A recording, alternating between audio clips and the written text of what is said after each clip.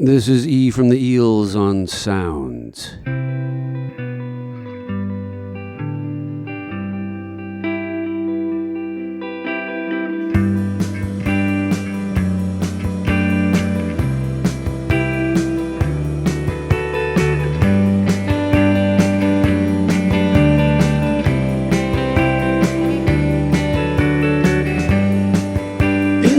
It's hard to have much perspective on Eels albums from many years ago at this point, because whatever we're working on, I just pour myself into so much.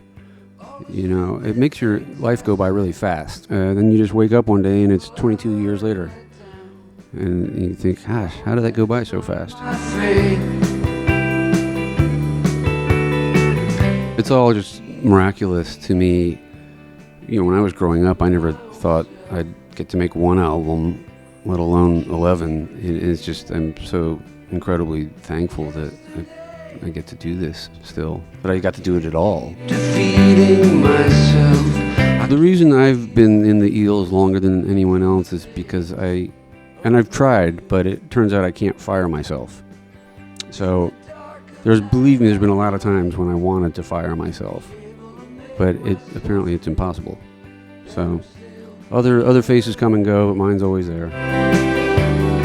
The other guys in the Eels are just such great musicians, and I think we can be a good combination with each other because we all can do something that the others don't do as well. So, you know, they're much better musicians than I am.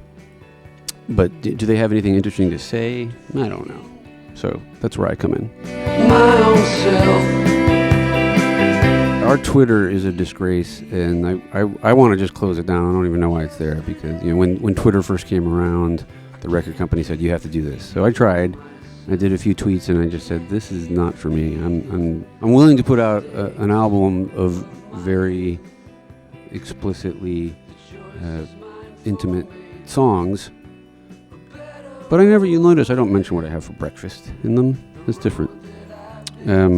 So we never embraced Twitter, and so it's all, you know, it's kind of worthless for us. We probably should have. Probably a mistake, but oh well. Our new album is called The Cautionary Tales of Mark Oliver Everett, and coincidentally my name happens to be Mark Oliver Everett. And it's a very kind of naked portrayal of someone going through a struggle and trying to figure out what went wrong and how to make it go right next time. I feel like I have sacrificed my dignity by making this record and putting my name and picture on the front of it, but I feel like it's a worthwhile endeavor that we could all learn from. You're welcome, world. I can't keep defeating myself.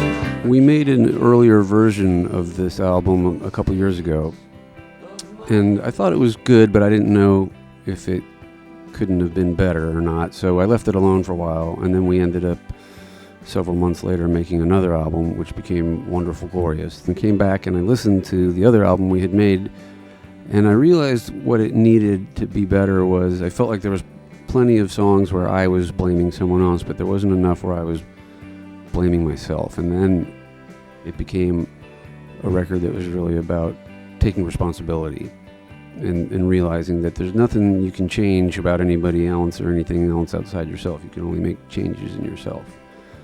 And so I got rid of half the songs that were on the old version and put a new half to it that I think makes it a much more meaningful endeavor.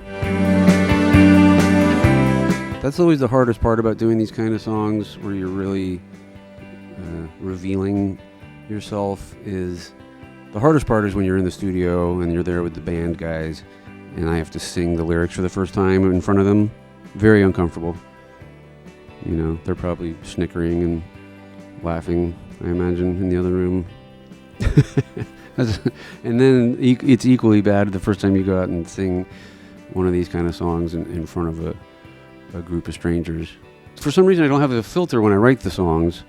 I just don't consider censoring anything because I'm just trying to really get to the truth of whatever the matter is in the song. And it doesn't become uncomfortable until other people witness it.